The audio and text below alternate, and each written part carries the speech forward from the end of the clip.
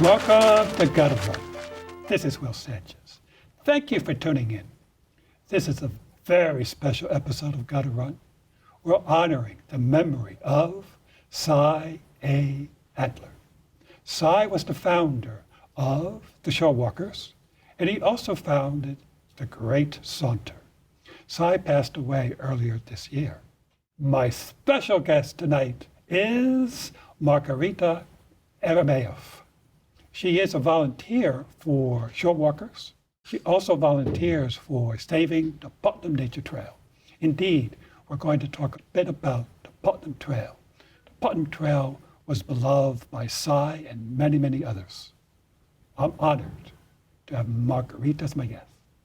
Hi, Will. Thank you for having me. It's my pleasure. I'm really delighted to have you here. You've done so much to help the Putnam Trail. In fact, more recently, I think you picked up the ball because it takes a lot of people involved to save this mile and a half. So I'm sure my audience will want to know right away, what is the current status of the Putnam Nature Trail? So we have some exciting developments happening on the environmental campaigning front. As you and I'm sure a lot of people who follow the issue know, some of the work has already started on the Putnam Trail. They've started to put together the staging area and closing down the fence. Once it's closed down, the construction crew will keep it closed for maybe a year to a year and a half, maybe up to 18 months, depending on the need. So that's starting to happen right now.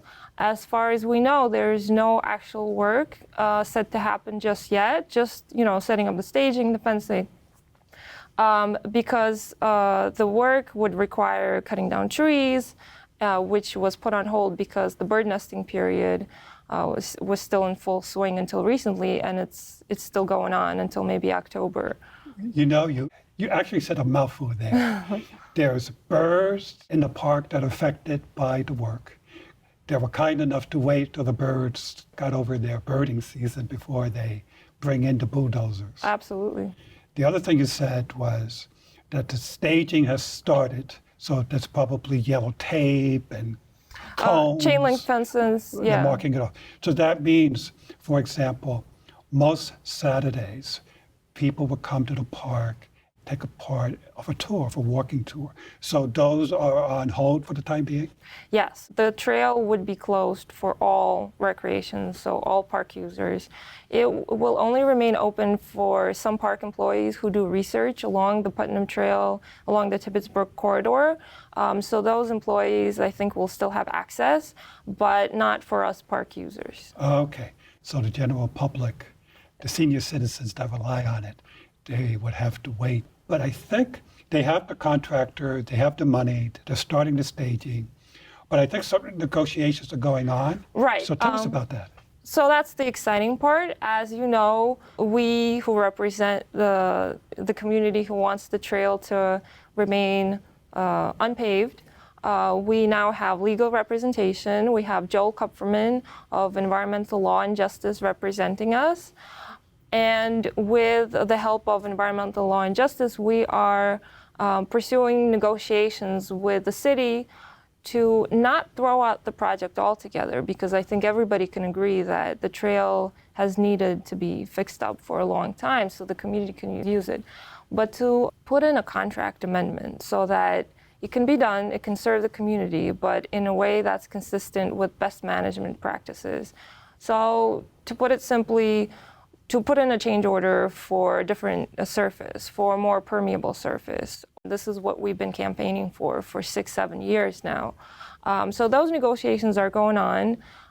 We're talking to the city, to the DOT. So it's a group effort. There are a lot of different agencies involved. And the vendor that was hired to do this job, the beauty of it is that it's a big company. They do it all. They either do it all themselves, or they work with subcontractors who do. So they don't just do pavement. They could do permeable pavement. They could do boardwalks. They are, that was part of the original design. They could do crushed stone. They could do, dirt trails with binders, without binders. the beauty of the awarded contract is that because they're so big, this vendor, they're also very flexible. And the goal is to obtain a contract amendment so that not only is the community served, but also the environment is served. Glad to hear they're open to it. The vendor is open to that because they said, we got the expertise, we just want to do what's best for the community, which is great. Now, one of the key stakeholders is the actual community board. It's Community Board 8 of the Bronx. Yes. That's how I got involved in 2012 when I had Michael Oliva here. He's an ultra runner. He loves the trail. He told me it was going to be blacktopped. It was going to be turned into basically a bicycle speedway. And because I'm familiar with the community board, just give me a little history, I said, well, what did the Community Board 8, well, I didn't know it was 8, what did the community board in the Bronx do? He didn't know. So when I contacted them, the community board, I said, okay, please tell me, show me the resolution for the rehabilitation of the Putnam Trail per se. And they said they had no resolution. I remember that. That was an eye-opener for me because that was completely wrong in many levels. I won't go into it. And because I knew enough about community boards and the people at the time, it was interesting. The people that I was talking to that were attending community boards, to my mind, they were actually afraid of the community board. They were afraid to speak up. Wow. Which is very contrary to Manhattan, where I am considered very mild and I don't, You are? Yes, I am. But that day when I showed up for that first meeting at the community board, I poured in shirts, don't pave the trail, save the pavement for Madison Avenue. Yep, I remember that. That was the new me. We request that the committee that meets on May 22nd propose a resolution either in favor of the plan or not in favor of the plan. Sir, we're well aware. And to present it to the full board for the full board to vote on. We demand that from this community board. No!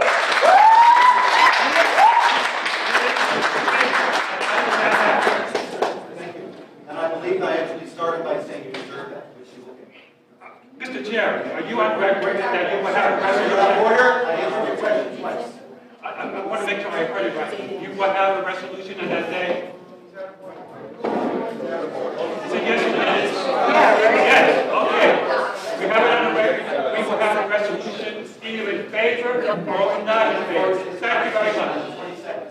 And so we got a commitment from them that the community board would take this on.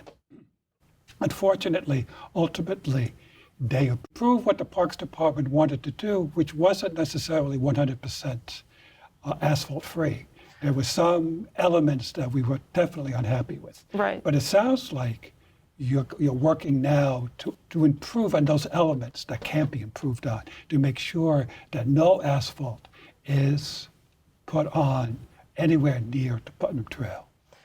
Yes, but also I want to emphasize that the battle here has never really been about just the Putnam Trail itself. The reason it's so important to keep impermeable surface off the Putnam is because of the wetland that is just adjacent to it. So the choice of surface, if this was just any old trail running through, an area that's already been used for other purposes in the community, which it has been. There was a railroad there, before that was farmland. That lake that's there, that's not even a natural lake, it's a dammed lake. Is it called Lake Putnam? I believe that up on Google Maps, it's called Van Cortlandt Lake, but within the community, people refer to it as Tibbetts Lake because it's the receiving water body for the Tibbetts Brook that flows all the way from Yonkers down to this dammed lake that drains into the sewer at its southern edge. So it's that brook, Tibbetts Brook, and the adjacent wetlands, the marshes, and the vernal pools that I should mention, and I mention this everywhere that I talk about the Putnam Trail, and I'll mention it here because it's super important. There are vernal pools that form on the trail itself. They've been documented, that they form every spring. So because of all those elements, the environmental elements, the wetland elements, That's what's so important. That's the reason it's important to keep the blacktop off and to treat it as a sensitive area. Okay, so again, you're saying a mouthful. People hear, what's the big deal about a 1.5 mile trail? It's more than that. It's a very complex ecosystem Right. that feeds into so many other areas. That the good thing is, a lot of people have been studying that area and know how sensitive it is. It's not only the birds, but turtles use it. And people from all over the city or the country will come to Van Cortlandt Park when there's special events, like different birds flew into the park near the Putnam Trail, and it would come and take photographs, Right. which is totally fascinating. It's a huge stop for migratory birds and as well as nesting birds who live in New York. Okay. Yeah. All right. So it's something's very important to take care of. You would think the Parks Department would be sensitive to that, but we wonder. They were sensitive in terms of putting off the construction until the end of this breeding season. But we do wonder if the trail is closed for a year and a half. This will definitely impact next nesting season. It will definitely impact the migratory birds that use this area. And not just during the construction period. We're talking going forward for all posterity, because a lot of the canopy will be removed. Tree canopies, rich. Yeah. Yeah. It's that canopy that keeps the trail so Cool. so much cooler. That's why we all love that trail, because it's amazing. You go out there, it's like 5 degrees cooler. I remember the first time I did a walking tour of the trail was the great Andrew Basque, who's also known as the birding dude. The birding because dude. he's partly bird himself. Runners are very famous. They run because it helps them stay grounded. Yeah. But there are other ways to doing it. I discovered when I took that tour with Andrew, and he called it passive recreation. Right, to differentiate it from fast-moving recreation. Definitely, you're moving at a leisurely pace. I never appreciated it until, let me do this with Andrew, because he invited me and a bunch of people, and I did it. And I couldn't believe how I felt. I really felt at times overcome, because he would show the simplest thing. You would turn over a rock. As a kid, we used to do that all the time. But of course, we didn't appreciate it when we were 9 years old or 10 years old, Right. the little bugs that are coming out. And I said, oh my God, I didn't appreciate it as a citizen, that I'm sharing this road with all these creatures. I mean, when you think about it, it makes sense, but you don't think about it. And when you're doing it on that tour, you think about it, and that gives you a certain responsibility. We should be taking care of this, because it doesn't belong to me, it belongs to our future generations. Absolutely. So talk to us about, because you also do tours of the trails. Talk to us about, what do you think kids, the next generation, would be losing, or what do they get out of the trail now when they have the opportunity to enjoy it? Wow. Well, I do tours. I lead the occasional hike for shore walkers, and I've had families come out with kids of all ages, and they really seem to always be amazed that there is so much nature in the Bronx. The Putnam Trail and Van Cortlandt in general is something that I sort of specialize in as a hike leader, because I really enjoy taking people there. People just don't expect to see that much. They don't expect to see these rich wetlands. People wonder if they're still in the Bronx when they go there. And a lot of kids who live in the area, unless they've taken a school trip, a field trip into the park, they've probably never been exposed to that much nature. I think it was you. Somebody was telling me the story, this talk about the disabled people reminded me.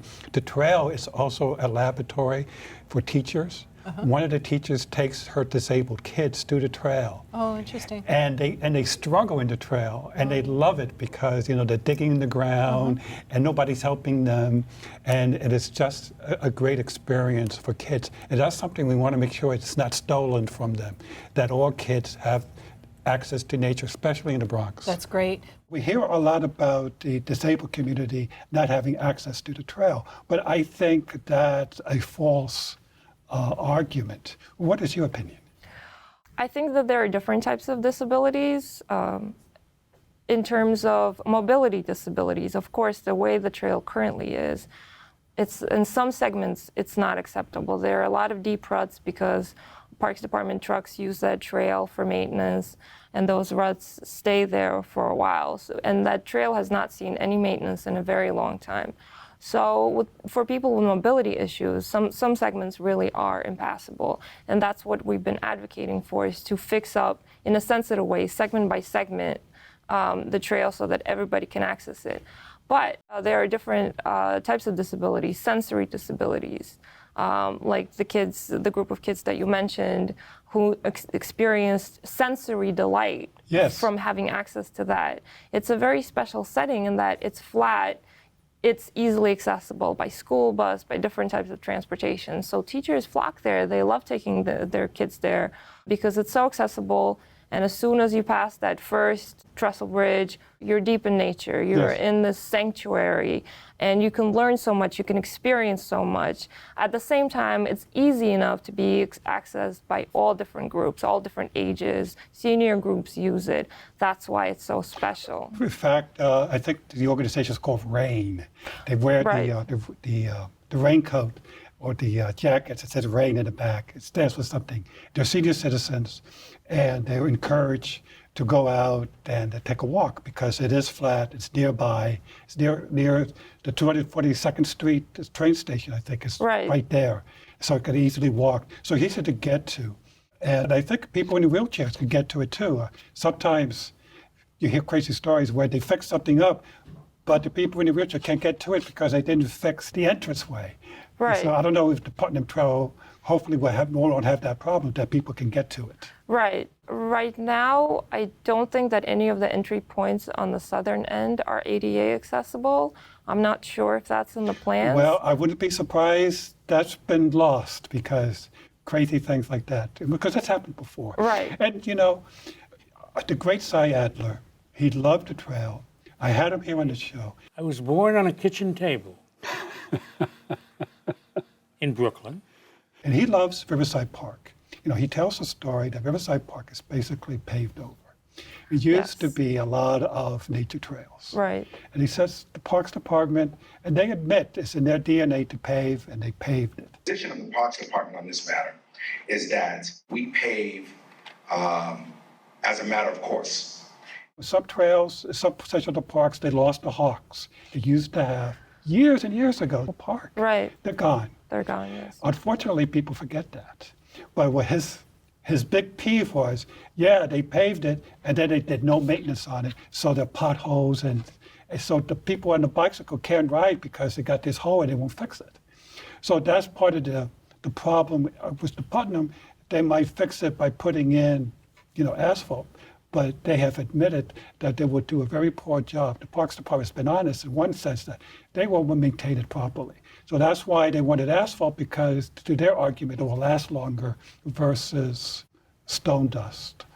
So yes, that's one of the major issues that the community has had. There is no maintenance funding that was set aside. As you know, as you just explained, a lot of these paved trails, paved walkways in New York City parks, they're not very well maintained, because you see this a lot in nature areas. You put in blacktop or other kinds of pavers, and then within just a couple of years, because you have all these trees with their big roots heaving and breathing in the winter, it causes the asphalt to rise and crack. And then these immense cracks form, they erode over time, and they're very difficult to remedy. They can, patch them up, but in terms of remedying it, other than taking off the entire stretch of the blacktop and putting it in again, there's really very little you can do to bring it back into the same shape. So in terms of maintenance, you can argue that, and it has been argued by many activists, that in terms of long-term forecasts for the trail, asphalt is actually worse in terms of maintenance. That's right, because you're going to have these ugly, not to mention unsafe, and not to mention that you may have lost a lot of creatures. They're very sensitive butterflies, There's certain flowers that grow only on a nature trail, but they don't grow on cement or they grow on asphalt. We all covered that for the last 6 years. Doesn't seem to make any difference. The argument with some of the cyclists is, hey, it's paved over in Yonkers. We got, I don't know how many miles, hundreds of miles perhaps, it is paved. Why are you making a little big stink about 1.5 miles? Pave it already. That's the argument, because it's only 1.5 miles. It should be paved because everything else is paved north of it. Well, I would argue with you on one point that you mentioned there. You said that's a big argument for cycling groups. I would actually argue that because we've talked to many, many cyclists. I've personally been out there canvassing the neighborhood on the trail for a few years, and we've collected a lot of petition signatures from people on bikes, people who come there regularly. These are faces I see on the trail and in the park all the time, people from the neighborhood. And I would say over 80% of the local cyclists don't want the trail to be paved. To me, it's not a cyclist versus nature people issue, not at all. It seems to be a local community versus city oversight type of issue. The city, we feel as a community, that the city, once again, is not treating a Bronx park with sensitivity, the sensitivity that it deserves. This area is the biggest freshwater wetland remaining in the city. It's so important. There was recently a research paper published about this wetland. The people who work there, who do research on those wetlands, nobody else is researching wetlands in New York City at that level. We have a lab at a local university doing analysis of soil, water samples and soil samples and lake sediment samples. They're finding a lot of exciting stuff. They're finding species that thrive in these conditions very unexpectedly, species they weren't even expecting to find thriving there. There was recently a turtle found on that trail. I don't know the species name. I'm not a biologist, but that turtle is very rare in New York State. I believe it's endangered. It's an amazing place. So it deserves to be treated with a lot of sensitivity. Okay. But because it's in the Bronx, we feel that it's being shortchanged because somehow or other, Bronx parks always get projects that are supposed to be the easiest to maintain so that they can put them in and not think about them again. Mm-hmm. Well, we got to get the Bronx borough. I think Ruben Diaz involved. He's going to be running for mayor, so we've got to make it an issue for him. Yes, that's what we have to do. Recently in the news, it reminded me of the story when I was there filming. One of the runners, he's a poet by night, social worker by day, and anyway, he's very, he feels things, and he was standing there looking at the trail. This is sacred ground to me. It feels sacred. In some cases, it's as close as I can get to nature. And so, leave my trail alone. Something happened recently that was very prophetic about that this is really sacred ground. Tell us about that story. Yes, just recently, beginning of this month, there was some research published done by the Kingsbridge Historical Society that confirmed something that's been sort of talked about for a while now in the community. There are human remains, there are burial plots just adjacent to the trail, just next to it, and possibly also under the trail itself. So they did not find, during that research that they did not find any bodies under the trail, but they didn't cover the whole trail. That burial ground was used by the Tibbetts family to bury family members and also slaves. So there are two sections for the landowners and for the slaves, and a lot of the tombstones got mixed up and removed to different sites, and currently there is no signage, there's no way to tell where there used to be a burial plot. So the Kingsbridge Historical Society publicized this information, saying that, we as a community need to recognize this, we need some signage. So that's just another aspect to the trail that shows that this area is very sensitive in many ways. It has historical sensitivity that might need to be explored further later.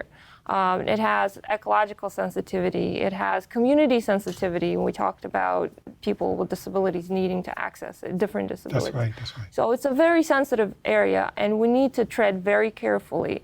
We can't put something down, something permanent down, that it will be very harmful to remove later. Thank you, Margarita. You're right.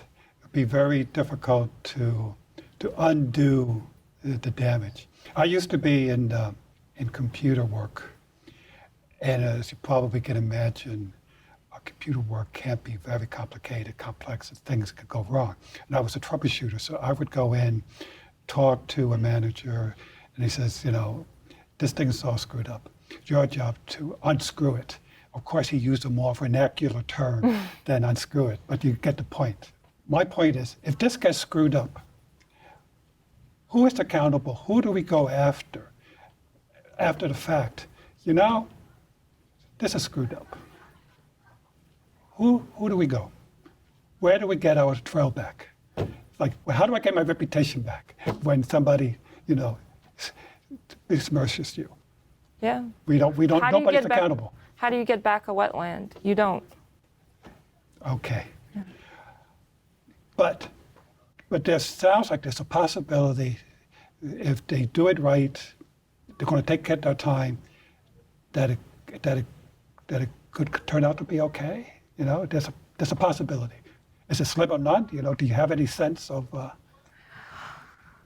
It's an uphill battle since the fences have gone up. However, there are people, working on making this as environmentally sound as possible. There's still people hoping to. Okay.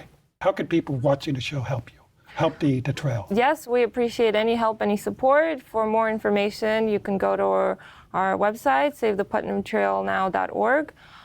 We have a GoFundMe link on the site, and we appreciate any help. Okay. And the money currently is to support the legal fees. The legal fees, for this battle. Great. Yeah. Now, because we got limited time, let's talk about you, Margarita.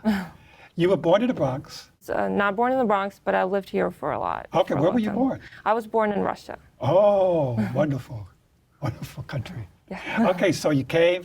Where were you trained? Because you speak beautiful English, and obviously you know a lot about the mechanics and the engineering of the ecology. So tell us about your training. I am an engineer by training. I went to Columbia School of Engineering. Excellent. And what kind of degree? Applied math. Applied math? Yes. But you consider it an engineering degree? It is. It's a Bachelor of Engineering. Bachelor of Engineering and Applied Math. Okay, great. So you seem to know a lot about wetlands and ecology. Now, is that something you currently learn, or is this something you always had a fascination with, the nature? Both, and I've educated myself a great deal on hydrology and trail engineering and urban design as part of this project by being involved with Save the Putnam Trail for 7 years. So this is post-collegiate. So your training as an engineer taught you how to think creatively and also logically, and also as a problem solver, because I know you made designs of how they can improve certain sections of it, which is on your website. Yes. This is excellent. Your parents must be very proud of you. I hope so. I know they are, because if I were your dad, I'd be very proud of you. Thanks. You're doing wonderful work. People ask me all the time, why are you getting involved in this, of all the courses in the world, why this 1.5 miles? And for you, because who else is going to speak for the trail? Who else is going to speak for the birds and the creatures that live on the trail? Absolutely. People like yourself and others. Now, finally, Cy Adler. Tell us about what's it like to have Cy Adler on your tours. Oh, it was amazing. He joined a couple of my tours completely unexpectedly. I was not expecting to see this because I've heard so much about him. I was just a newbie tour guide for shore walkers, having just done a couple of them. And he shows up, and I was giving a little speech about, this was a tour in Bancroft Park. I was giving a little speech about the wetlands there, and he just sort of pushed his way to the top of the crowd, and he was right in my face, and I got so nervous because you have Cy standing there. But after speaking to him for a while during the hike, I became so comfortable. He's just so easy to talk to because, you know, he was a big man. He's done a lot of stuff in his life. And I saw a lot of him while I was doing the tours actively. And, you know, he was so amazing. He's a great hugger. And He hugs trees too. Yes, trees and people, and I believe cats. Cats, yes. You say he's a big man. He's actually about 5'10". I know. But he's a teddy bear. But you should see him walk. You heard of ultra marathoners. Those are the people that can go beyond 26.2. Yeah. He's an ultra walker He's because amazing. he does the Great Saunter. The Great Saunter is a walk around the perimeter of Manhattan. It's approximately 32 miles. And he's done it, he's passed away, when he was in his heyday. I think he'd done it like 20 years in a row. And the first time I did it with him. I could not keep up with the man. And at the time, I had completed 5 marathons. I'll believe that because he was almost 90 when he was on one of my hikes. And there were people half his age who couldn't keep up with him. I'm sure he's in heaven helping people, arrange the next great tour up in the sky. Margarita, anything we left out that you want to cover? I just want to say to everybody watching, please get involved. This is a very, very important issue. It's a citywide issue, even though we've covered it mostly from, the Bronx perspective. It's a citywide issue because it concerns every one of us. There are activists all over the city who are trying to save a tree, a little lawn, a little piece of their local park. And every battle is important. Resiliency is important. We as a coastal city are responsible for keeping our city as green as possible because, it all adds up. And we have to keep on fighting and get involved with your local park. There are trees to save, there are wetlands to save, and they can be saved. Yes. I like that. There's a tree to be saved, save it. On that note, thank you, Margarita. Thank you for having me. It's a pleasure.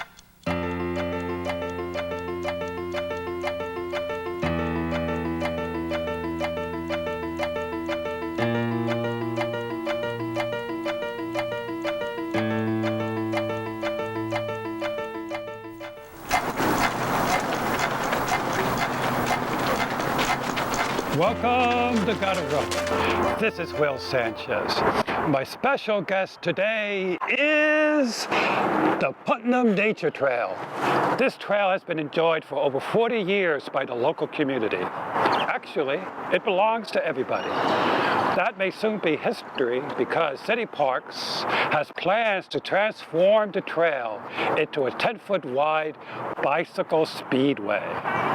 Today, we will meet some folks who will share their views with us. Gotta run. Hi, I'm Jeff Galloway, U.S. Olympian. In my research for the book Trail Running, I discovered some interesting things about trails in metro areas. First of all, they're diminishing. Secondly, once a trail area has been discontinued, there aren't any trails that take its place.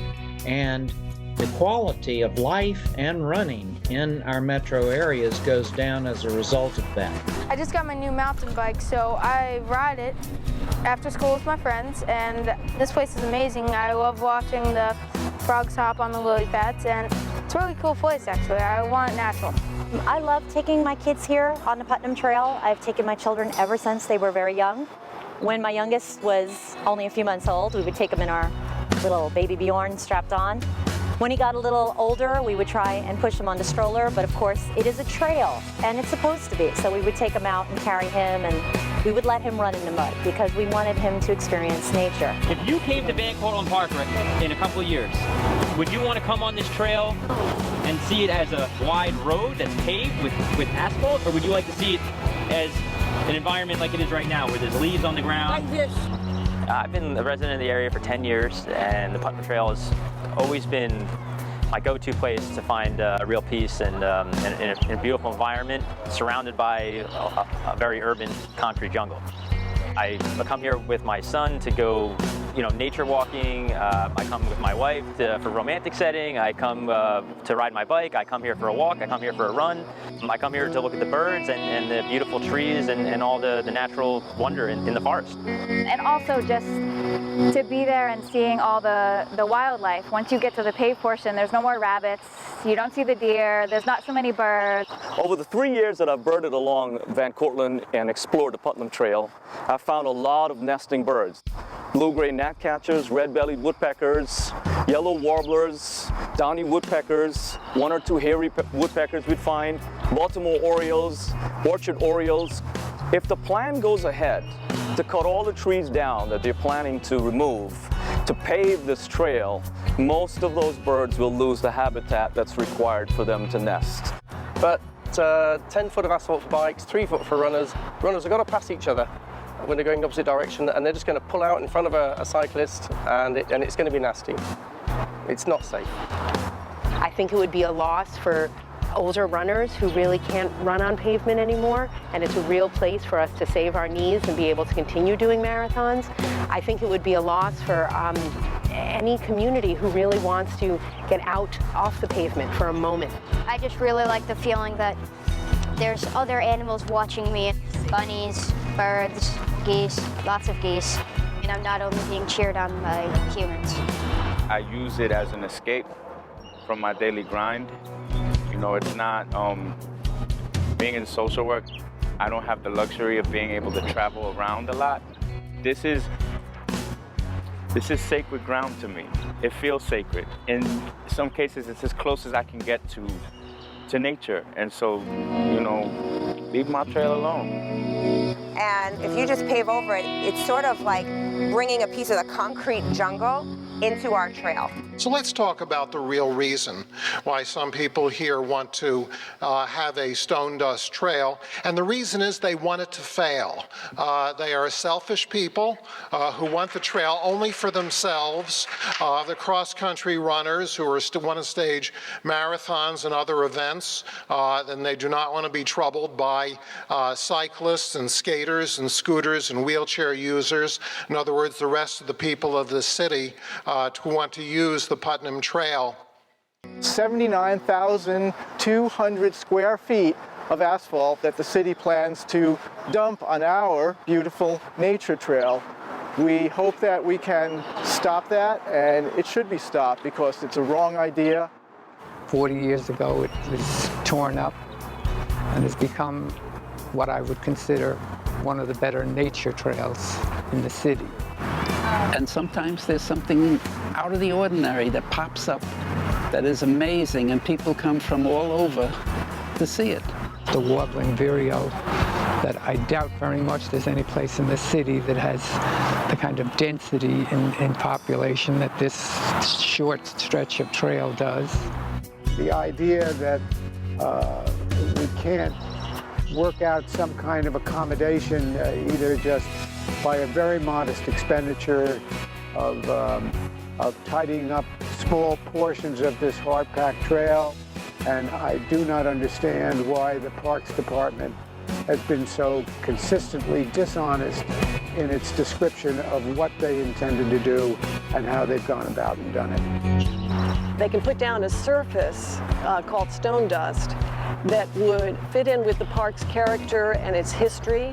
Stone dust actually costs no more than asphalt to maintain per year. The position of the Parks Department on this matter is that we pave as a matter of course. And this particular project we're doing to increase accessibility, to increase usership, and to make this project sustainable. Now, we're talking about stone screening. Stone screenings are considered an accessible path of travel. It's firm, stable, slip-resistant surface at times. Firm, stable, slip-resistant surface isn't there when it rains, and it isn't there when it's not maintained properly. It just isn't a reality. We have people here, including myself, that have tried stone screenings. You know what? When it's dry and it's great and it's maintained well, it's great. But when it's not, which is 90% of the time, we hit potholes, we fall. That's important. You know, we talked, everything up on that screen had everything to do with the walker. Didn't have anything to do with a wheel. Had nothing to do with wheelchairs. It had nothing to do with accessibility for people with disabilities. Everybody in this room will be disabled at some point, know someone that's disabled, or be temporarily disabled. We're only building for our future. And having an accessible path of travel that's firm, stable, slip resistance that will be maintained properly, like asphalt, will be the better choice for people with disability. That paving it would really serve no purpose that serves my interest anyway, because I'm getting old and I fall down, and I would rather fall on this than on the pavement. It's really nasty. The silvery checker spot, like most butterflies, has strict requirements in order to survive. And in their case, they require the plant woodland sunflower. Now, this sunflower, just like any flower, is going to grow on natural soil, not pavement. So it's almost without question that a lot of the sunflower is going to be destroyed in the process, and a very good chance that we may lose this butterfly from New York entirely. Plenty of parents come out here with their children. You know, kids like to dig, they like to get dirty. Let them do it. Hi, I'm Catherine Switzer. I won the New York City Marathon in 1974. I've been lucky to be running for 53 years, and I think one of the reasons I have stayed mostly injury-free is because I run on trails and dirt surfaces only. So, of course, I'm not in favor of asphalting any of nature's trails, because paving the trail greatly increases injuries. We know that. Whether it's walkers, runners, or even dogs, they all thrive when they exercise on natural dirt surfaces. As you can see, this is a very special place. This is Will Sanchez, and I gotta run. Hail, hail, the Putnam Trail. Don't cover up what's left of the old railroad. Let our people carry through. Save the pavement for Madison Avenue. Hail, hail, the Putnam Trail. Don't cover up what's left of the old railroad. Let our people carry through. Save the pavement for Madison Avenue.